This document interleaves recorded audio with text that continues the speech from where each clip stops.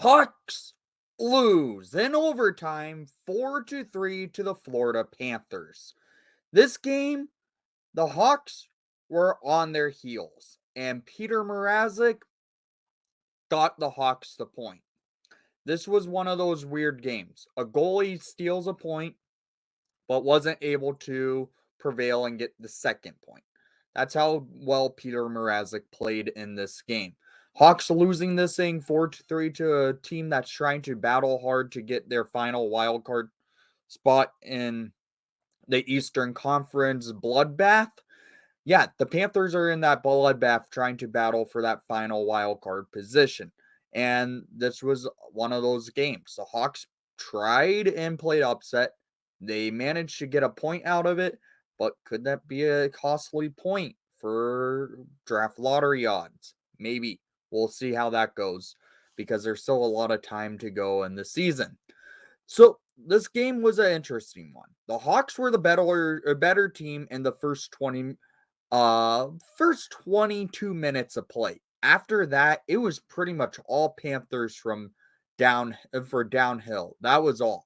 The Hawks could not get anything going after probably 2 minutes into the second period of play, and the Panthers were just peppering shot after shot onto Peter Mrazek.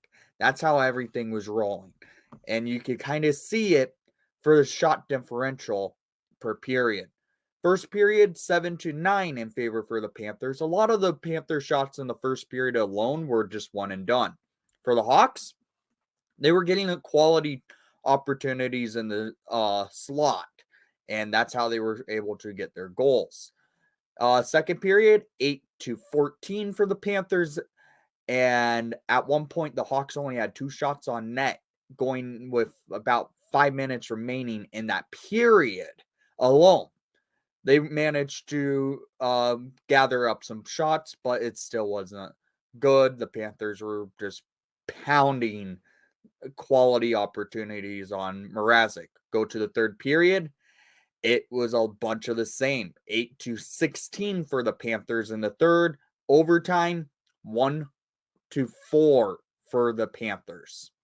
Total shots on net, 23-43 Florida. Power play, Hawks went 0 for 6. That's unacceptable. Going 0 for 6 on a power play is terrible and unacceptable. You should be producing when you have that many power play opportunities. Panthers went 1 for 4. Face-off percentage, though, the Hawks did well. 54.7% of the draws went in favor for the Hawks. Hits, 18-25 for the Panthers. Block shots, 19-9 for the Hawks. This game, the Hawks were just stuck in the defensive zone. And we'll get into the goals of the game, shall we? Right now, here we go. Into the first period we go. The Hawks were the better team. They were getting the opportunities off. They came out getting a few shots off on Bobrovsky to test him. And the Panthers managed to go a little back and forth for a few. But at 6:49 in the first period, scored by number 82, Caleb Jones. His third goal of the season, assisted by number 11, Taylor Radish. And number 90, Tyler Johnson, to give the Hawks a 1-0 lead over the Florida Panthers. This was a nice goal from a great pass from Radish over to Caleb Jones, cross crease goal, and the Hawks lead 1-0. Hawks were able to keep momentum and battle hard, but the Panthers were getting some opportunities that weren't really high quality. And, well, Hawks get a late goal here, and it comes off of the tip-in at 17:53 in the first period, scored by number 14, Boris Tkachuk, and assisted by number 15,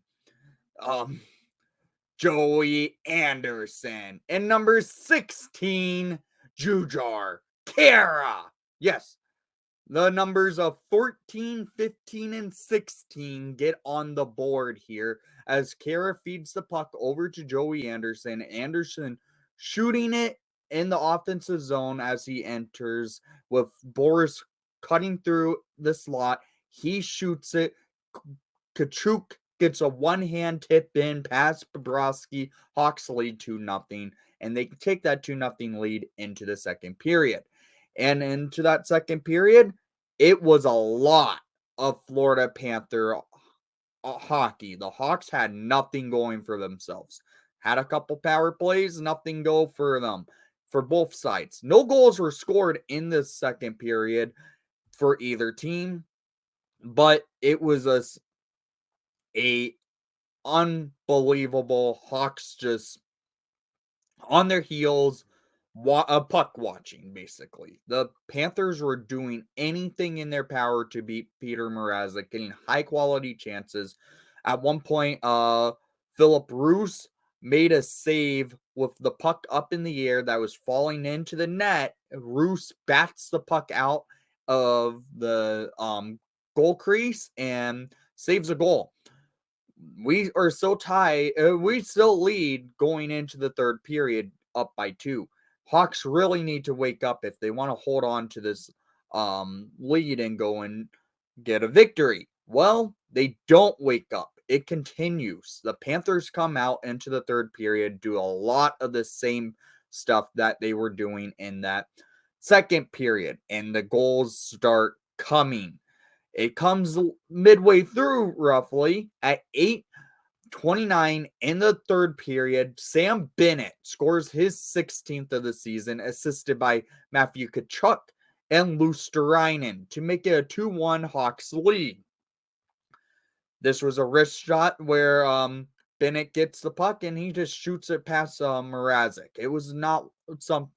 It was a goal that, yeah, Mrazek could not make a save on it. It was a lot of that type of action happening on Mrazek. He was playing outstanding tonight. I have to say that.